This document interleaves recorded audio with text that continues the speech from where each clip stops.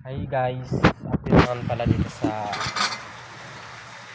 resort natin. Tinatrabahoan kong resort pala. Ito na po ay darating na naman yung ulan. Ayan po, uulan na naman. Masyado makikita. Yun yung ulan sa helicopter.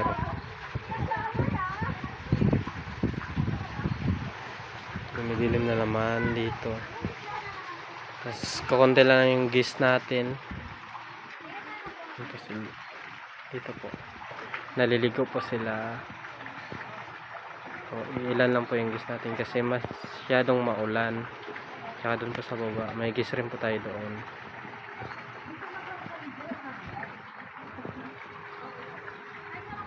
Kapon po sana ay gagala tayo pero masyadong malakas yung ulan at hangin.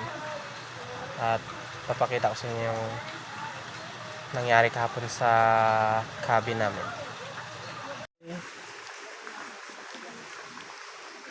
Tinaanan ng buhawi, doon po yan nakatusok.